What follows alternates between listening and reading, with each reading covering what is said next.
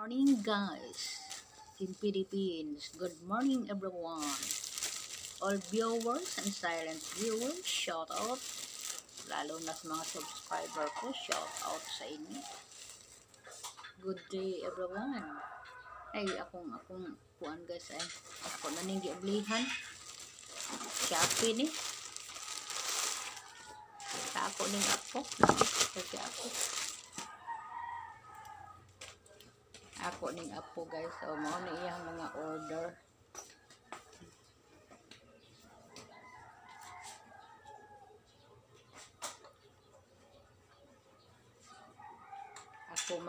Ako may gipa-open sa akong apo kay sa ikalay open ako na pong i-content para na ako i-content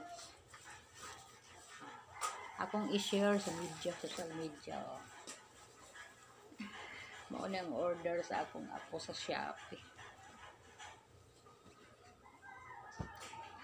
Ako lang po ning gikuan. Yapa, sani.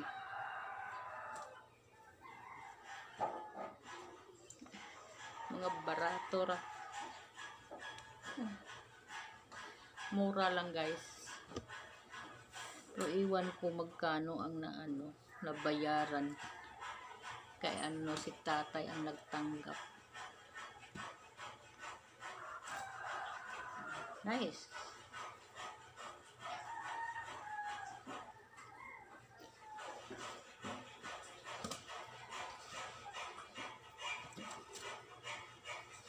Guys,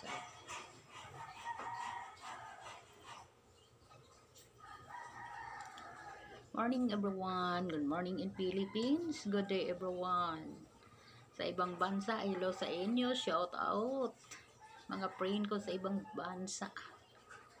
Shout out sa inyong lahat, friends. Magandang araw nating lahat. Shopee. Pero kani siya, hindi lang na ko i-open kay maoran ni siya kauban.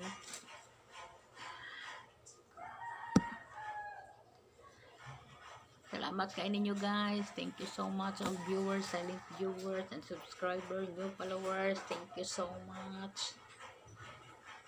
Thank you sa pag-watch. Pero mayroon pa akong isalig pakita guys sa sa liit pa ang akong anak na babae na mayroon siyang project. Hanggang ngayon hindi na tinapon. Ipakita na ko ang mga project niya. Barog sa ako guys.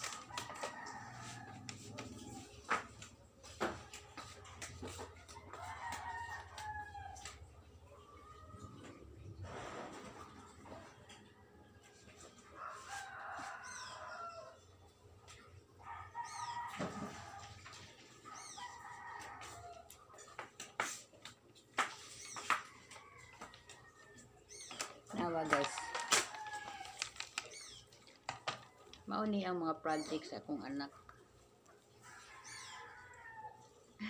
Karon nag-40 na lang. Tanawa guys, mauni ang mga projects sa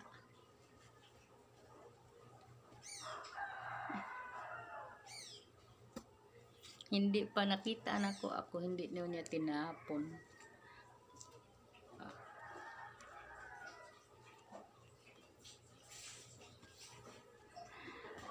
Nangukay mo ko kahapon guys. Muna ako nakita Kani? Muna yung mga project. Pero pag college na niya guys anak na ko nga babae. Guys.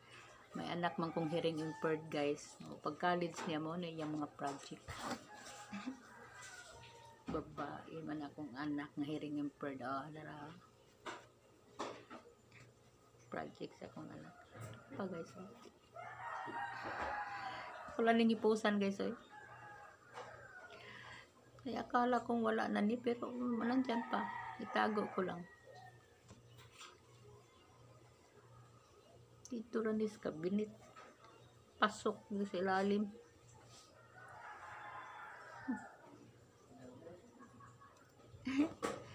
Itago ko lang ni guys.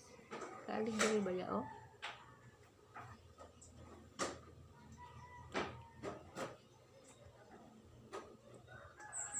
Yan, nasa ko ipakita ninyo guys sa ako na taning granddaughter, my granddaughter, kung apo.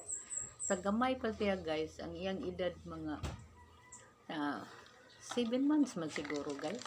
Mayroon siyang gigawa guys, oh. Hanggang ngayon guys, ang akong apo, mo 4th year college na. Nandyan pa, oh nara guys, oh. Sinudlan niyang lagyan ng tubig. Nilagay niya ang mga laruan niya. Hanggang ngayon, nandyan pa. Kilala ni katuig. O ano? Yung mga 8 months siya, ibutang ko 8 months, 7 months. Basta nagliit siya. Hanggang ngayon, nandyan pa ang akong apo. Mo 4th year college na karong abli. O. Wala pa man sila abli kay August pa yung lahat. Klase mag-start. O. Mga memorable things guys, hindi ko na lang itapon, tago ko na lang kasi sa akong anak, sa iyahang auntie, akong anak nga youngest, may anak man ko nga karang hearing impaired guys. Pag college niya, mauni ang iyahang mauni yung mga project pag college niya. Nag-eskwela man siya garments, mauni nakini sa akong apo. Tugaya na ani oy, ang tagal na. O 4th year college na akong apo, nandyan pa ang mga memorable things na ginawa niya. So everyone, thank you so much for watching. Ako lang ipakita, ako lang i-share ninyo ang mga handumanan ako sa akong sa akong anak nga youngest. Akong anak nga youngest mo 40 plus na, nandyan pa ang iyahang pag-eskwela sa una. Oh, nandyan pa mga project niya. Niya kani ang sa akong apo. Nilagyan ng tubig. Nilagay niya ang mga laruan. Tanawan ninyo. Thank you everyone for watching. Sa sharing na to. Thank you so much everyone.